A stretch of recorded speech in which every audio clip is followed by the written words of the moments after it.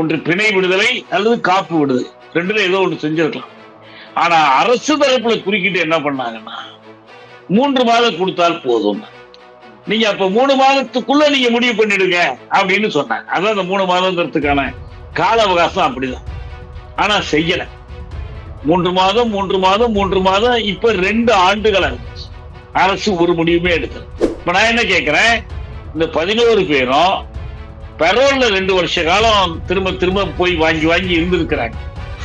இருக்கும்போது ஏதாவது அவங்க மேல ஒரு புகார் வந்திருக்கா, ஏதாவது குற்றச்சாட்டு வந்திருக்கா?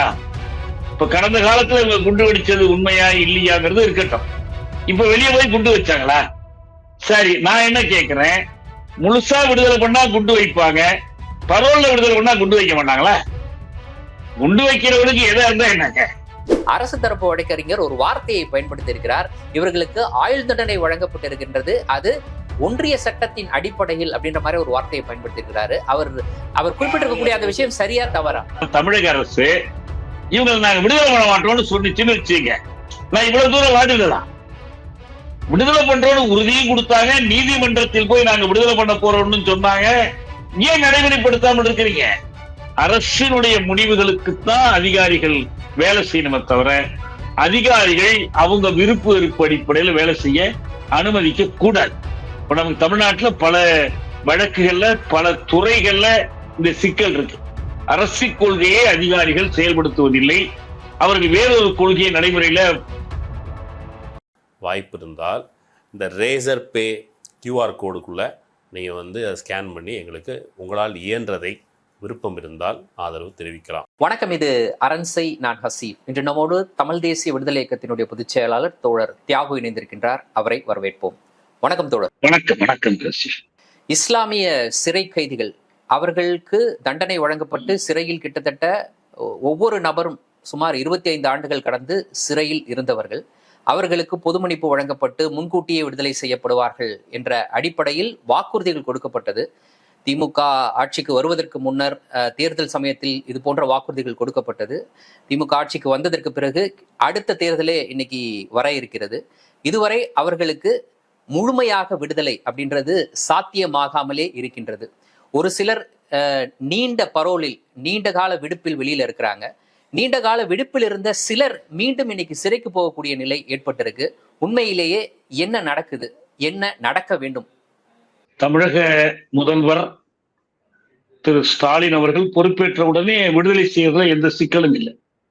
இது தொடர்பான சட்ட சிக்கல்கள், நீதிமன்ற சிக்கல்கள் எல்லாமே வேறு வழக்குகளில் களையப்பட்டு விட்டன. குறிப்பா ராஜீவ் கொலை வழக்கில் சிக்கல்லாம் எழுப்பப்பட்டு களையப்பட்டு விட்டது. இவங்க விடுதலைக்கு 2 வழிகள் இருக்கு. இதை பல முறை நம்ம சுட்டி காட்டியிருக்கோம். ஒன்று, குற்ற நடைமுறை சட்டத்தின்படி செய்யக்கூடியவை ஒன்று. அதுக்கு என்ன செய்யணும்னா, அந்த அறிவுரை கழகம் வைக்கணும், அதுல பரிந்துரை வாங்கணும், அதுக்கு பிறகு அதை அனுப்பணும். அதுல 2 விதமான வழக்குகள் இருக்கு. இந்திய அரசை கலந்து கொண்டு செய்ய வேண்டியவை, இவங்களே செய்யக்கூடியவை, 2 விதமான வழக்குகள் இருக்கு. இப்ப என்னன்னா, 2மே இப்ப சிக்கல்ல நிக்குது. முழுமையா இல்ல, நீங்க சொன்ன மாதிரி 20 பேருக்கு மேல விடுதலை செய்யப்பட்டுட்டாங்க. இந்த குண்டுவெடிப்பு வழக்குகள், கோவை குண்டுவெடிப்பு வழக்குகள்ல உள்ளவர்கள், அதுல ஒரு 11 பேர் ஏற்கனவே ஒரு சிலர் விடுதலை ஆகிட்டாங்க, ஒரு சிலர் இறந்துட்டாங்க. பாட்ஷா உட்பட ஒரு 4-5 பேர் இறந்துட்டாங்க. மிச்ச பேர் தான் இருக்காது. இவர்களுக்கு அரசு கொள்கை அளவில் ஒத்துக்கொண்டது.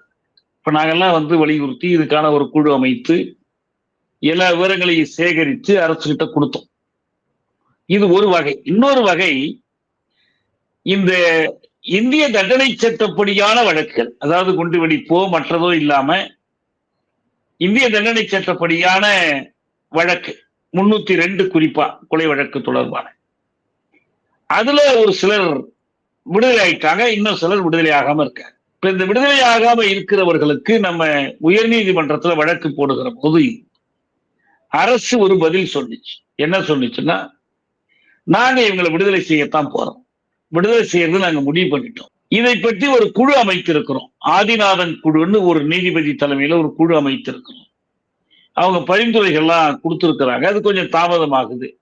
அப்ப நீதிபதிகள் ஒரு கேள்வி கேட்டாங்க, விடுதலை பண்றதுன்னு முடிவு பண்ணிட்டீங்கல்ல, அப்போ உங்களுக்கு அந்த அதிகாரம் இருக்குன்னு முடிவாயிடுச்சுல்ல, ஏன் அதுவரை இவங்களை உள்ள வச்சிருக்கணும்?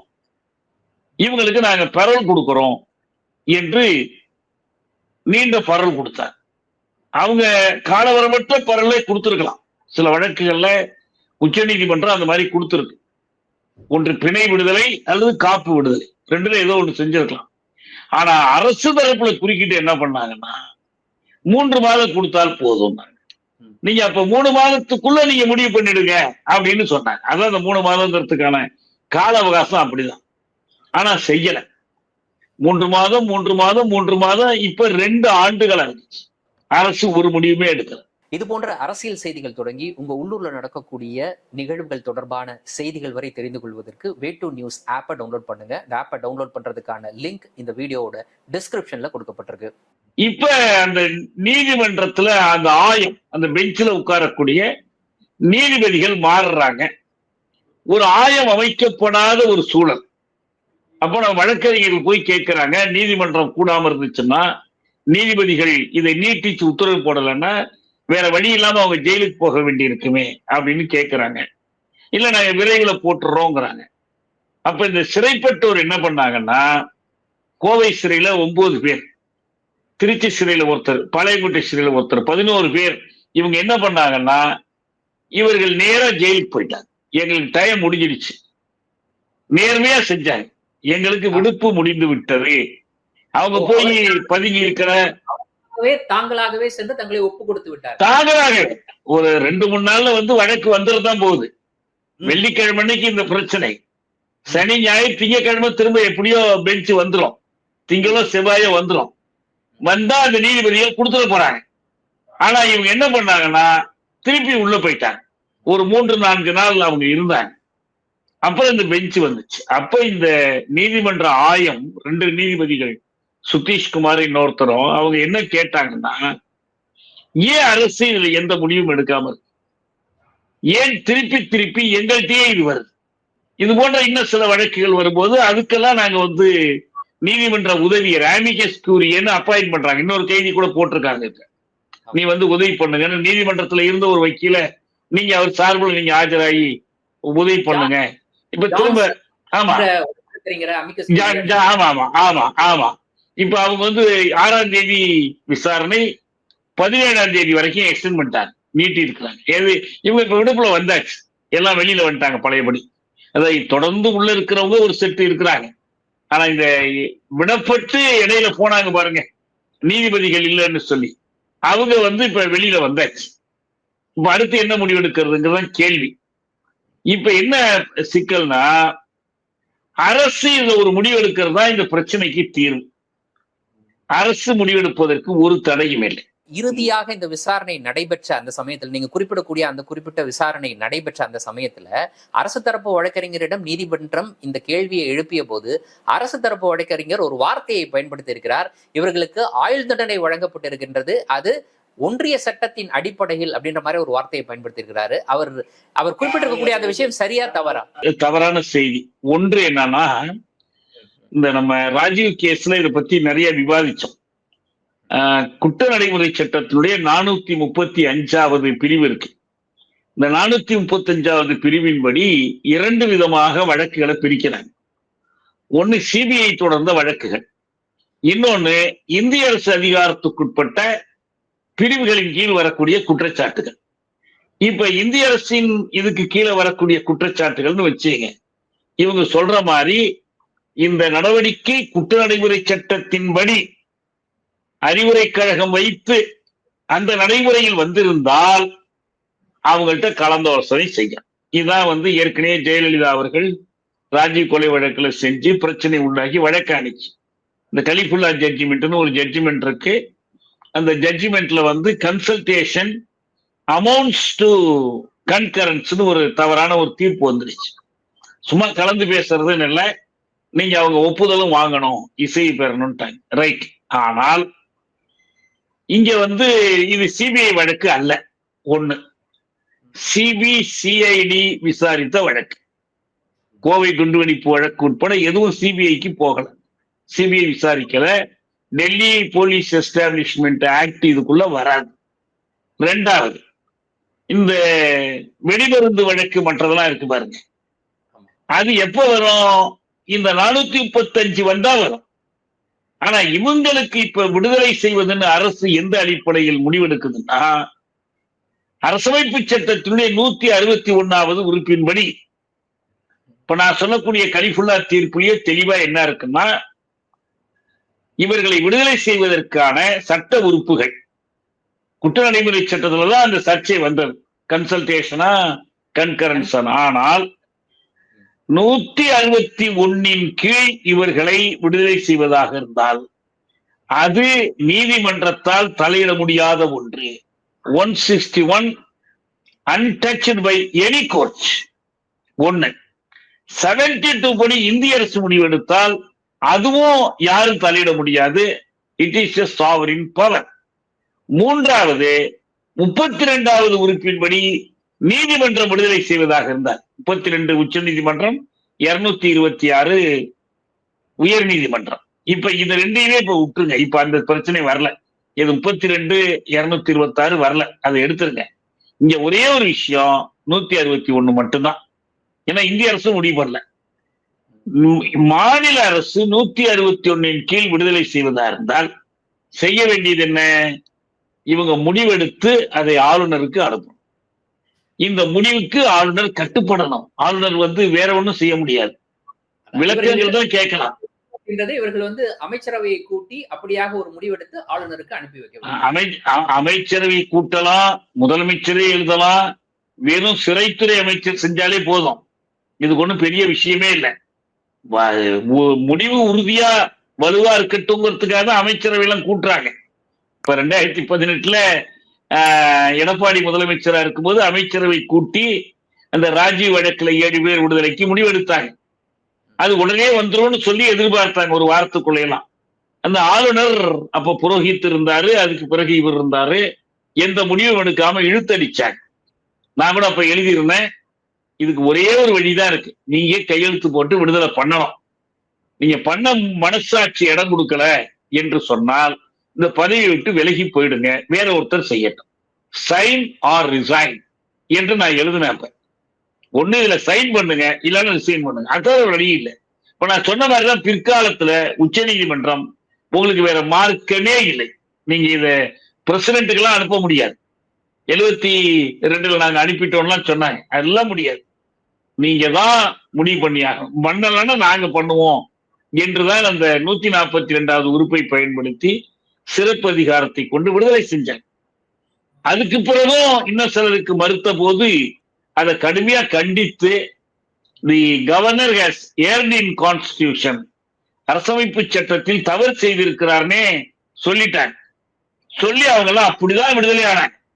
நல்லா தெரிஞ்சுக்கிடுங்க, ராஜீவ் வழக்கில் விடுதலையானவங்களும் அப்படிதான் விடுதலை ஆனாங்க.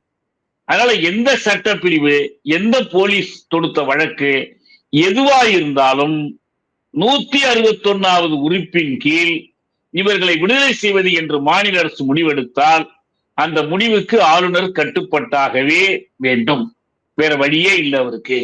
இது நீதிமன்றத்துல மிக தெளிவா நிரூபிக்கப்பட்டுடுச்சு. ஏற்கனவே உண்மையிலேயே நாங்கெல்லாம் எதிர்பார்க்காமலே இந்த ஆளுநர் 20 பேருக்கு இப்படி விடுதலை கொடுத்தார். ஆதிநாதன் குழு பரிந்துரைக்கு பிறகு இது இப்ப இருக்கிற RN ரவிக்கிட்டே அனுப்புனாங்க. நான்லாம் இப்ப என்ன சொன்னேன்னா, இவர் மறுக்கட்டுங்க, மறுத்தா நம்ம வழக்கு போடுவோம், பேரறிவாளன் போட்ட மாதிரி வழக்கு போடலாம்னு சொன்னேன். ஆனா உண்மை என்னன்னா, அவர் விடுதலைக்கு உத்தரவு போட்டுட்டார். 20 இஸ்லாமிய சிறைவாசிகளுடைய விடுதலைக்கு இதை ஆளுநர் உத்தரவு போட்டிருக்காரு ஏற்கனவே. ஆமா ஆமா, எந்த தடையும் இல்லை உங்களுக்கு.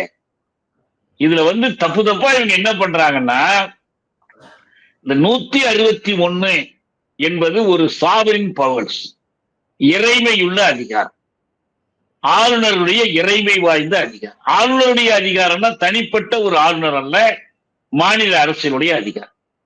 இது பல வழக்குகளை தெளிவுபடுத்தப்பட்டுச்சு.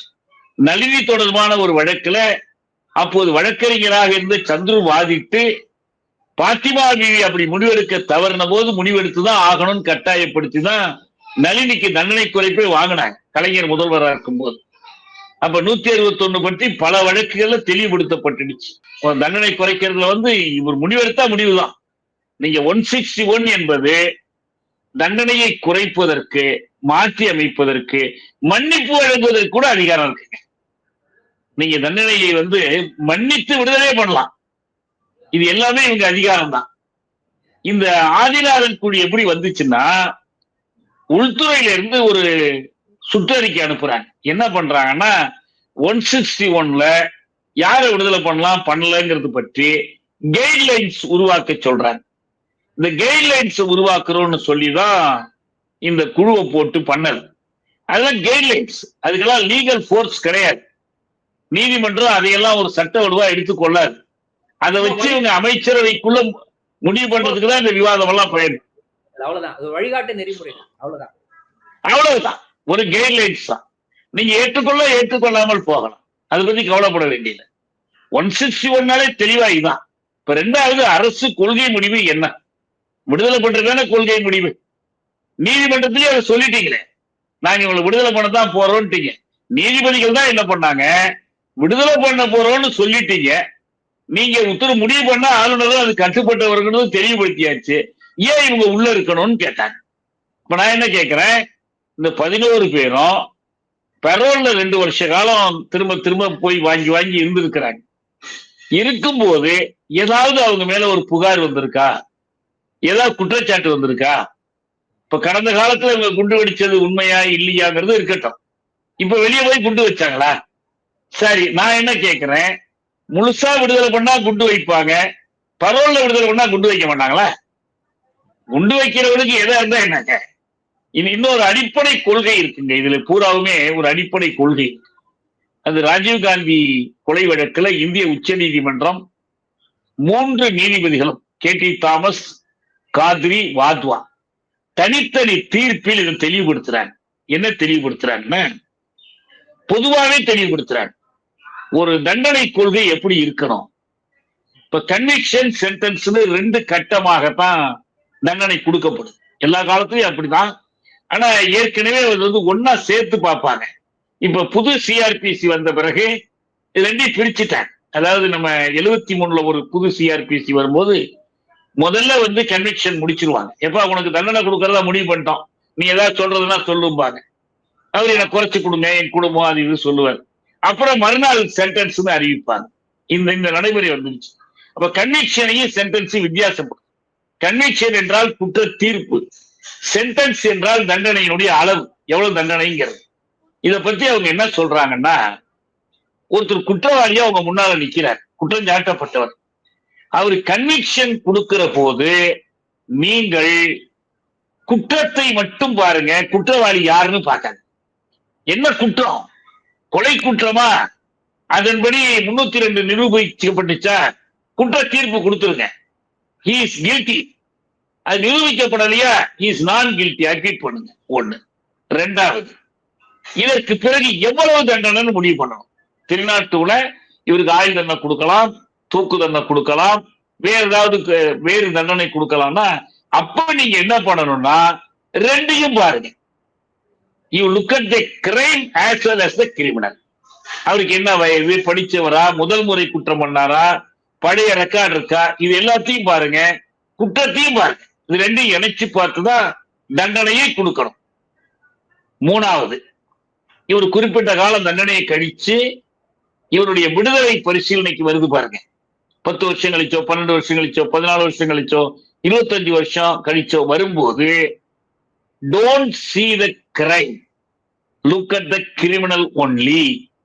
நீ அப்ப குற்றம் என்ன, இவர் முன்னாள் பிரதமர் கொலை வழக்கா, இவர் குண்டு வச்சாரா, இதுல எத்தனை பேர் செத்தாங்க, அதெல்லாம் பொருட்டே கிடையாது. இப்ப ஒன்னே ஒண்ணுதான் நீங்க பார்க்கணும், இவர் வெளியில் போய் ரிஃபார்ம் ஆகி ரீஹாபிலிட்டேஷனுக்கு தயாரா இருக்காரா, இவர் திரும்பிட்டாரா. இங்க இறுதியாக குறிப்பிட்டிருக்கக்கூடிய அந்த விஷயம் அப்படின்றது ரொம்ப முக்கியமான ஒன்று. அவர்கள் மனம் திருந்தி உள்ளார்களா, இந்த சமூகத்தில் வாழ்வதற்கு தகுதியான நபர்களா அப்படின்றத அவங்க இந்த 2 ஆண்டுகள்ல ப்ரூவ் பண்ணிருக்காங்களா இல்லையா, அதான் என்னுடைய கேள்வி. ப்ரூவ் பண்ணிருக்கிறாங்க, அரசு ஒத்துக்கிட்டு இருக்குல்ல. அரசு இப்ப நான் என்ன சொல்றேன்னா, தமிழக அரசு இவங்க நாங்க விடுதலை பண்ண மாட்டோம்னு சொன்னிச்சுன்னு வச்சுங்க, நான் இவ்வளவு தூரம் வாதிடலாம். விடுதலை பண்றோம்னு உறுதியும் கொடுத்தாங்க, நீதிமன்றத்தில் போய் நாங்க விடுதலை பண்ண போறோம்னு சொன்னாங்க. ஏன் நடைமுறைப்படுத்தாமல் இருக்கிறீங்க? இது ஒண்ணு. இந்த குண்டுவெடிப்பு வழக்கு அது மாதிரிலாம் இல்லாம சாதாரண இந்திய தண்டனை சட்ட வழக்கில் 302வது பிரிவு அதுல ஒரு 7-8 பேர் இன்னமும் இருக்கிறாங்க. எனக்கு துல்லியமா அந்த எண்ணிக்கை புள்ளிவரம் தெரியல, கேட்டிருக்கேன். அவங்களையும் வச்சுக்கிட்டு இருக்கிறீங்க. அதனால இங்க ஒண்ணே ஒண்ணுதான், இவர்கள் எல்லோருமே விடுதலை செய்யப்பட வேண்டியவர்கள். செய்ய வேண்டிய முடிவு என்ன? முக்கியமான விஷயம், இந்த இவர்கள் யார் மீதும் வந்து தட்டா போட்டா போன்ற அந்த சட்டங்களின் கீழே வழக்கு பதிவு செய்யப்படவில்லை. இல்ல இல்ல, எதுவுமே இல்ல, எதுவுமே இல்ல. எது இருந்தாலுமே நான் என்ன சொல்றேன்னா, இந்த 3வது கட்டம் இருக்கு பாருங்க, அவரை விடுதலை பண்ணணுமா இல்லையாங்கிற விவாதம், அதுல இந்த சட்டமும் வர சட்டம் என்ன, கிரைமோட தன்மை என்ன, எதுவுமே வர இல்லைன்னா நீங்க வெறும் ரெட்ரிபியூஷனுக்காகவும் ரிவெஞ்சுக்காகவும் ஜெயில் நடத்துறீங்களா? இது ரிஃபார்மேட்டரி கிடையாதா? மருத்துவமனையில் நோயாளியிடமிருந்து நோயை குணப்படுத்துவது போல சிறைச்சாலையை மருத்துவமனையாக கருதி குற்ற நோயை குற்றவாளியிடமிருந்து களைவதற்கு தானே நடத்துறது தானே நவீன காலத்தினுடைய ரிஃபார்மேட்டரி பீனாலஜிங்கிறது. இதுதான் சீர்திருத்த தண்டனையியல். இதுதான். இதுல என்ன சந்தேகம்? இந்திய உச்ச நீதிமன்றத்தினுடைய அருமையான பல தீர்ப்புகள் இருக்குதுங்க. பத்ரா 1, பத்ரா 2, மாரூராம் எல்லாம் இருக்கு. மாரூராம் வழக்கின் போது 8 ஆண்டு ஆக்சுவல் இம்ப்ரிசன்மெண்ட் இருந்து யாரெல்லாம் வழக்கு போட்டாங்களோ அவங்க எல்லோருக்குமே உச்ச நீதிமன்றம் பிணை விடுதலை கொடுத்து அனுப்பிடுச்சு. கடைசியா தீர்ப்பு 433 செல்லுன்ட்டாங்க. ஆனா அதுக்கு ரெட்ராஸ்பெக்டிவ் எஃபெக்ட் கிடையாது, ப்ராஸ்பெக்டிவ் எஃபெக்ட் தான். சட்டம் வந்த நாள்ல இருந்தா அது நடைமுறைக்கு வரணும் என்று 80ஆம் ஆண்டு மாரூராம் வழக்குல தீர்ப்பு கொடுக்குறாங்க. அப்படி தீர்ப்பு கொடுக்கும் போது B.R. கிருஷ்ணன் சொன்னாரு, நாங்க யாரெல்லாம் பெயில்ல விட்டோமோ அவங்கள திருப்பி ஜெயிலுக்கு கூப்பிடாதீங்க, அப்படி கூப்பிடணும்னா எங்கள்கிட்ட வாங்க, காரணத்தை சொல்லுங்க என்று சொன்னாங்க. அப்படி பல பேர் வந்து விடுதலை போயிட்டாங்களே. நம்ம தமிழ்நாட்டுல புலவர் கலிபெருமாள் மற்றவங்க இந்த சௌந்தர சோழபுரம் வழக்குல உச்ச நீதிமன்றம் அனுமநாயகி அம்மாவை விடுதலையே பண்ணிடுச்சு. என்ன அரசுக்கு சொல்லி சொல்லி பார்த்தாங்க, விடல. அப்ப அவங்களே விடுதலை பண்ணாங்க. மிச்ச பேருக்கு நாங்க லாங் டேர்ம் பரோல் கொடுத்துறோம், இன்டெஃபினிட் பரோல், நீங்க அரசு பார்த்து அவங்களை விடுதலை பண்ணுங்கன்னு சொல்லி விட்டாங்க. அவங்க எல்லாரும் விடுதலை ஆயிட்டாங்க. கொஞ்சம் கொஞ்சம் பேரா விடுதலை ஆயிட்டாங்க. ஒரு சிலருக்கு அரசு முடிவெடுக்கக்கூடிய வரை அவர்களுக்கு பரோல் வழங்கி நீதிமன்றம் தீர்ப்பு வழங்கி இருக்கிறது. அந்த அவர்கள் மீது சுமத்தப்பட்ட குற்றம், அதான் அவர்கள் மீது சுமத்தப்பட்டிருக்கக்கூடிய குற்றம், அவர்கள் பெற்ற தண்டனை, அதை எல்லாம் அதற்கு சமமான நபர்கள் இந்த 11 பேர்லயும் இருக்கிறாங்க. இந்த 11 பேர்ல இருக்கிறவங்களுக்கு ஒவ்வொரு 3 மாதமும் வந்து பரோல் நீட்டிப்பு செய்யப்படுகிறது. இந்த மாதிரி இதுலயே வித்தியாசம் இருக்குதுல்ல, அதை எப்படி பார்ப்பது? அது ஏன் இந்த வித்தியாசம்?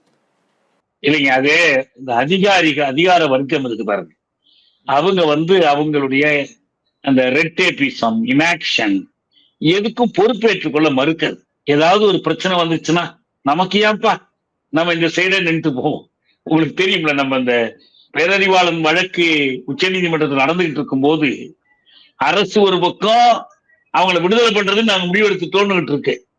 ஆனா அந்த அதிகாரிகள் போய் இவங்களை விடுதலை பண்றத என்ன எங்களுக்கு நோக்கம் இல்லை, அவங்கள வந்து நாங்க விடுவதற்கு எதிர்ப்பு தெரிவிக்கிறோம்னு சொல்லி பேசிட்டு இருந்தாங்க. நம்ம இது போய் அவங்க கவனத்துக்கு கொண்டுட்டு வந்தோம். என்னங்க உங்க தரப்புல இப்படி போய் சொல்றாங்களே, அப்புறம் இல்ல நாங்க அவங்கள மாத்துறோம் நிறுத்துறோம் என்றெல்லாம் மாத்தினாங்க. இதெல்லாம் சகஜமா நடக்குது.